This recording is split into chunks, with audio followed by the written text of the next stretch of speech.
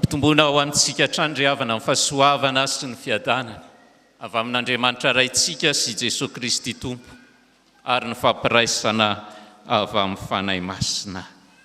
Amen. Ny Salamo 520, andininy 520 ka hatramin'ny andininy 710 ry havako no ndeha hivelatra eo anoloantsika. Salamo 520, ny andininy 520 ka hatramin'ny andininy 730. Rehefa mandeha ny an-dalana eny ry havana isika, rehefa mifanerasera amin'ny olona maro, dia mahita fa toa feno fahakiviana ny akamaroan'ny olona, toa hita hoe tapidalaka le mihitsy aza. Tsy fantany intsony izay tokony ataony mba hitsinjovany no aviny. Mifantany ny olona ankehitriny eny an-dalana eny manao hoe inona zao ny zavatra mety, inona ny bizina mandeha zao, inona ny zavatra mahomby zao, aiza no mety ahitana fahombiazana. Satria mahita ny fikorontanana ny fiarahamonina. Te hanao trano ny olona, kanefa mitaintaina noho ny fandravaha-trano atsy, fandravaha-trano ary. Te hividy fiara ny olona, kanefa matahotra sao tsy averim-bola noho ny faharatsian'ny lalana. Te hanao fiompiana ny olona, kanefa matahotra sao mandalo ao amin'ny tranom-biby ilay biby-pihinana biby. Tapidalaka reny olona ankehitriny. Ka manao hoe aiza marina misy ny fahombiazana. Sambatra ianao ankehitriny satria mamaly zany ty Salamo ty, izay anjara perikopantsika. Valiny voalohany sady hafatra voalohany ry havako dia izao: Andriamanitra mampahomby ny olom-boafidiny. Andriamanitra mampahomby ny olom-boafidiny. Eo amin'ny andininy 520 ka hatramin'ny andininy 520. Ny olom-boafidin'Andriamanitra dia ampahomby azy. Ity Salamo ity ry havana dia karazana tononkalo fampianarana sy fananarana nataony etana.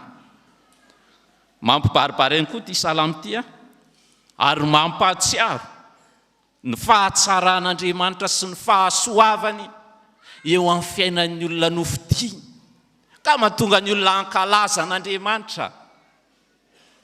Ny olom-boafidin'Andriamanitra dia mahatsiaro ny fahatsaran'Andriamanitra, dia tonga mankalaza azy.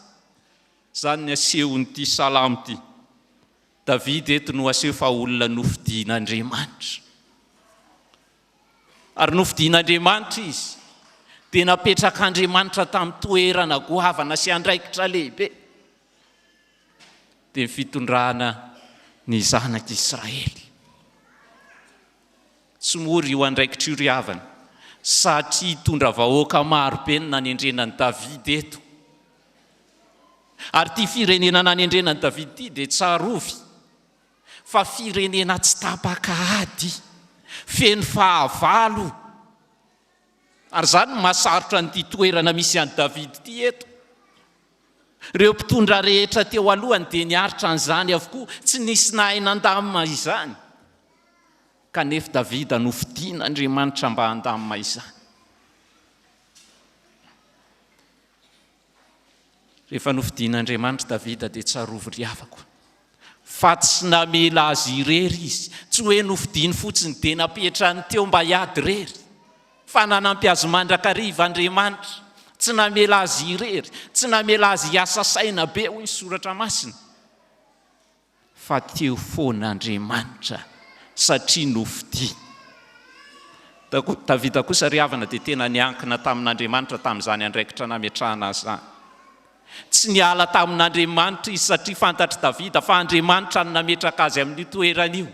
Ka izy samy rery no afaka hampahomby azy, izy samy rery no namana mahatoky, izy samy rery no ilay tsy mivadika ao anatin'ny fitantanana izay lehibe sy goavana. Tao anatin'izany dia nisy fahavalo tsy niala mihitsy, dia ny firenena Filistina. Ny firenena Filistina dia tonga mpiady mandrakariva, izay fahavalo nanohatra. Teo foana ireo fa tsy nisy naresy nandritra ny fitondrana teo alohan'i Davida, kanefa rehefa tonga Davida dia resy ny fahavalo. Resy ny fahavalo rehefa napetrak'Andriamanitra hitondra ny fanjakan'i Davida. Ary anisan'ny fahavalo izay resahana hoe lehilahy goavana resy tamin'izany dia Goliata. Izany ry havako dia manam-porofo fa nohavahan'Andriamanitra tamin'ny mpitondra rehetra Davida. Tsy nisy nahay nandamina ny firenena, tsy nisy nahay nandamina ny korontana, tsy nisy tafavoaka tao anatin'ny fitondrana, tsy nisy nahay namany olana na nilaza ho manam-pahaizana, nilaza efa manana traikefa, fa Davida nofidian'Andriamanitra. Tonga mpandresy, tonga naomby. Ary vokatra izany indrindra ry havana dia izany natonga an'Andriamanitra hiteny any amin'ny asan'ny apôstôly 7:12. Andriamanitra vaky vava ny teny nanao hoe nahita lehilahy araka ny foko aho. Afa-po tamin'ny Andriamanitra tamin'ny asa rehetra nataon'i Davida, vokatry ny ankinan'i Davida tamin'Andriamanitra. Tsy nitondra araka ny tenany izy. Ary tsy nijanona teo Andriamanitra fa nilazainy any amin'ny 5:20 amin'izao Salamo izao. Fa hoy Andriamanitra hoe omeko azy ny fahaiza mitantana ary mifeny fanjakana. Ny diema moa dia milaza mazava kokoa manao hoe omeko azy ny fifehezam-panjakana. Ataoko voafehany ity fanjakana ity. Tena naomby Davida ry havako. Ry havana malala rehetra ao amin'ny Tompo, inona no hafatra antsika ankehitriny? Tsaroa famatoa ianao tonga eto androany. Dia natsoan'Andriamanitra ianao. Ary rehefa niantso anao Andriamanitra dia tsarovy. Fa maro aneny olona mba tia hivavaka, tia ho eto, fa ianao no nofidiny mba hipetraka eo ambonin'ny seza io. Ien'ny teniny. Ary mampahery antsika izany tenin'Andriamanitra izany, fa nofidiny isika ka ataony mahomby. Ary jerevy tsara Jesosy Kristy nilaza koa izy mahakasika an'izany fifidianana izany any amin'ny Jaona 5:20, 5:20. Ndeny ho jerentsika izany Jaona 5:20, 5:20.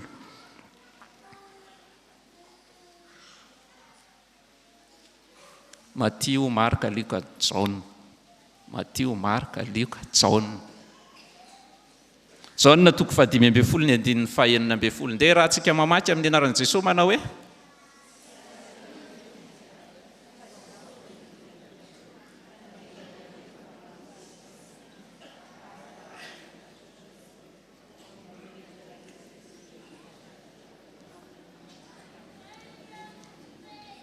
Amen. Tsy anareo no nifidy hafa izao no nifidy anareo, ary nampandeha anareo mba hampamokatra ny vokatra anareo. Izany hoe tsy isika no nifidy an'Andriamanitra, fa Jesosy Kristy mihitsy no efa nifidy antsika. Ary tsy nofidiny fotsiny isika fa novidiny mihitsy tamin'ny alalan'ny nandatsahany rano teo amin'ny hazo fijaliana. Ary rehefa nofidiny isika dia lazainy fa hampandeha anareo mba hamokatra. Jesosy Kristy nifidy antsika, nifidy anao, nifidy aho. Ary ho ataony mahomby isika. Tsara loatra ilay Andriamanitra ry havana. Fa rehefa nofidiny isika dia ho ataony mahomby. Nofidiny ianao nivony tokantrano io, ny raim-pianakaviana, ny renim-pianakaviana, hitondra ny ankohonana. Ataony mahomby ianao amin'ny fitantanana ny tokantrano. Nofidiny ianao amin'izany tokantrano izany, maro ny olona rava tokantrano, fa satria ianao nofidiny napetrany teo, tsy ho rava ny tokantranonao vokatry ny fifidianan'Andriamanitra. Maro no mitaiza zaza, miasa saina ankehitriny manoloana ny fandrosoana sy ny ditra misy eny anivon'ny fiarahamonina, ny toetra ratsy maro samihafa, fa ianao napetraka Andriamanitra. hitaizany zanany sy ny ankonanao, ataony mahomby ianao satria nofidiny ianao.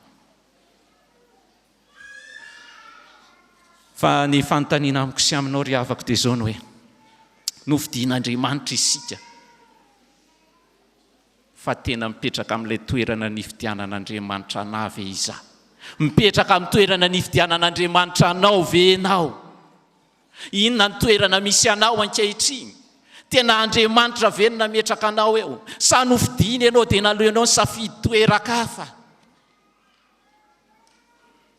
Nofidiny ianao hitantana ny ankonana, napetrany ianao raim-pianakaviana sy renim-pianakaviana, kanefa tsy mipetraka amin'izany fa te hitovy ny tanora ankehitriny, te araka ny filinina ankehitriny io fiteny, ka te hitovy ny jilamboty sy ny jilambavy. Nofidiny ianao ho diakona, movenao tena manao ny asana diakona, mampandroso ny fitoriana ny filazany tsara, mihevitra izay hampandrosoana ny fiangonana, sa tahaka ny Jodasy Iskariota. Nofidian'Andriamanitra ihany kanefa nanapotika ny fiainan'i Jesosy Kristy sy ny fitoriana ny filazany tsara. Ho avy ny fifidianana ary havana, ianao ve lay hofidiana tahaka ny Jodasy, sa lay hofidiana tahaka ny Davida? Ka hijoro mandrakariva amin'ny fidianan'ny Tompo anao.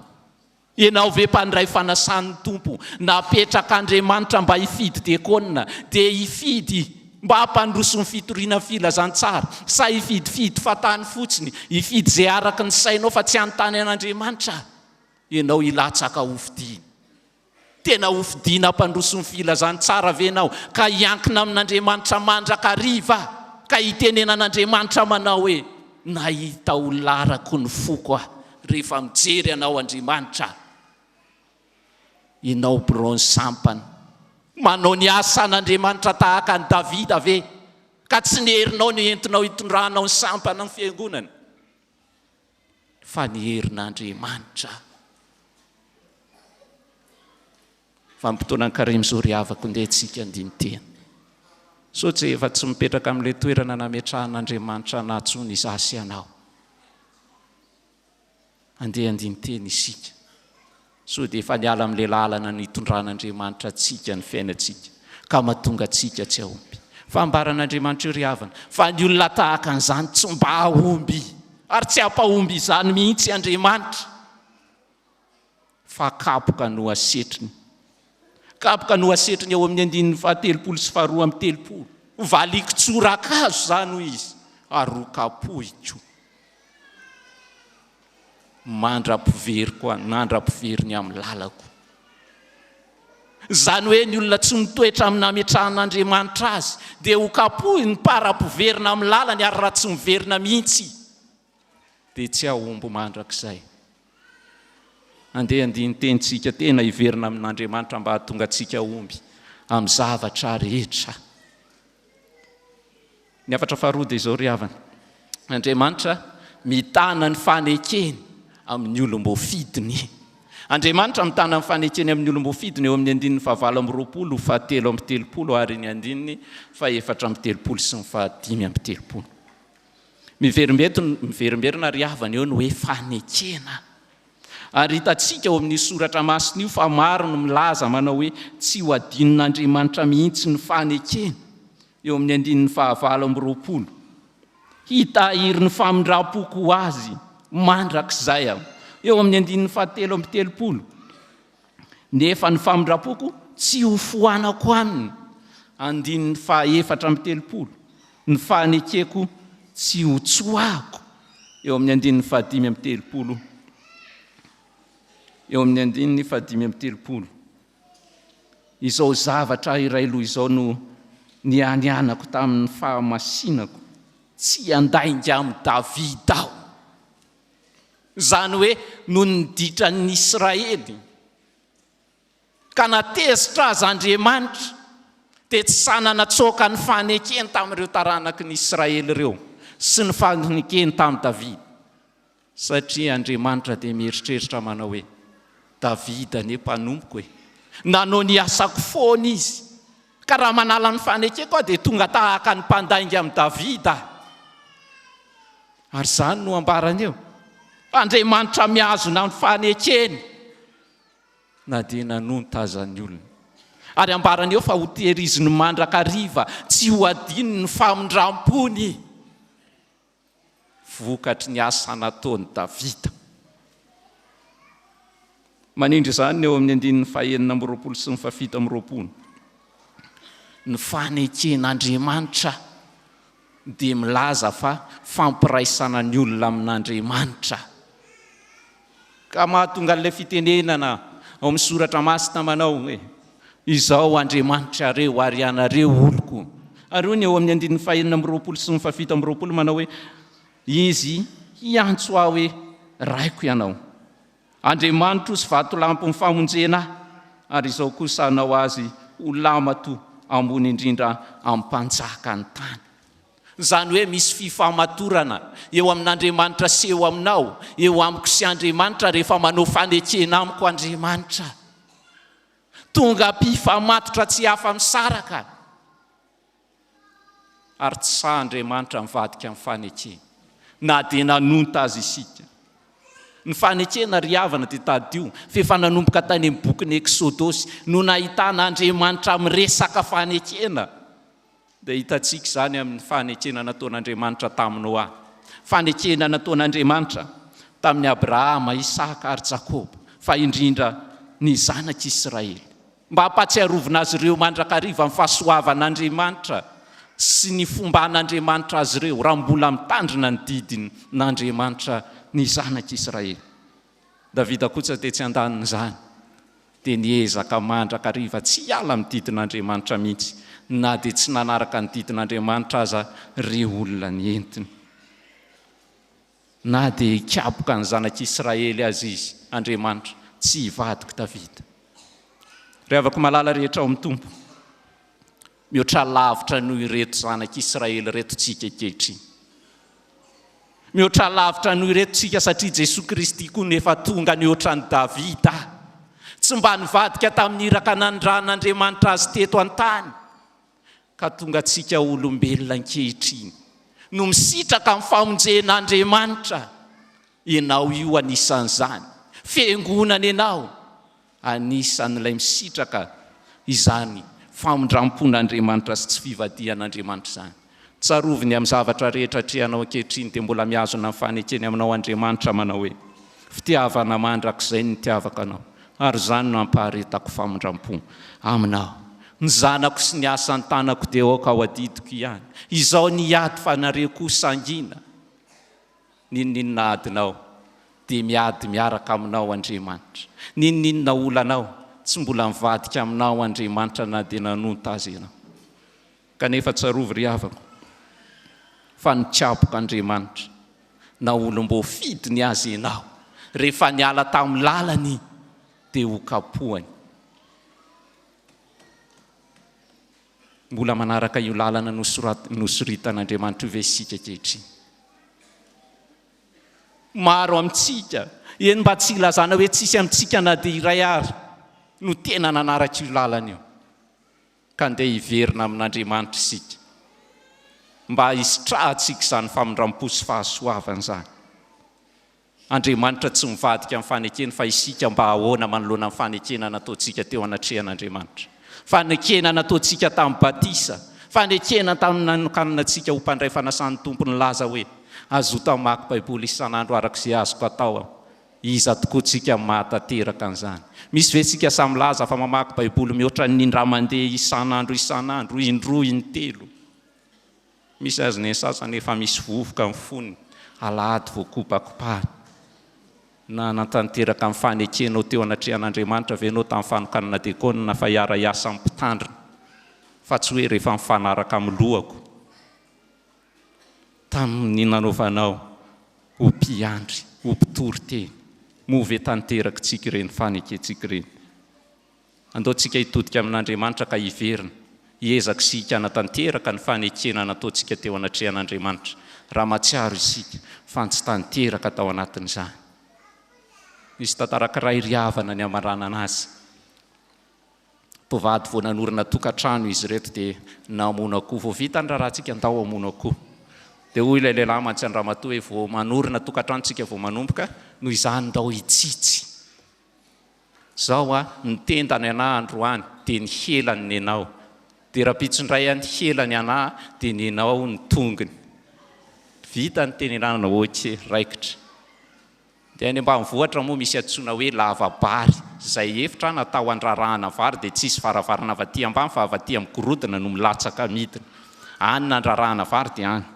Rehefa samy nakany an-tsaha izy mivady ny maraina dia nieritreritra le ranganana hoe iza koa ny afo velona hiaraka amin'iny eo fa ndeha hody aloha mba hihinana ny an-tsarako kely, ndeha ho alaiko loha ny fehany. Lasa izy nody. Raha matoa kosa nefa tetsy an-tany mba nieritreritra an'izany ihany koa, ndeha hody ao raha matoa. Iza koa ny afo hiaraka amin'iny eo, nody izy. Mba nanao toy izany koa rangahy ny tonga aloha, rehefa vita ny rangahy dia mbona heno rangahy. Toa misy mandondony zany. Lasa izy nilatsaka tao an-davabary miaraka amin'ny fena koa. Ay raha matoa niditra. Niditra koa raha matoa mbona naka ny fehany ilany, nisy nandondona koa. Ary izy zany, lasa koa izy nilatsaka tao anaty lavabary. Nifakahita tao izy mivady ary samy nanangana an'le tanana nisy fena koa. Ay ve tsika santsika ihany teo vao samy mifona tamin'ny elony. Ka ny famihany izy mivady fa tsy hanao tsony. Tonga ny lamima ny tokantrano satria ny fony izy. Ny bebaka izy. Tsika ihany koa ry havana manoloana ny fahotana vitatsika. Ndeha hifona amin'Andriamanitra mba tena atokisan'i Jesosy Kristy atsika. Hafatra roa ny nambara tamintsika teo dia izao, matokia an'Andriamanitra fa mampahomby anao izy ary aza miala amin'ny lalany mba tsy hahatonga azy hikapoka atsika. Ho azy Andriamanitra ny voninahitra. Amen.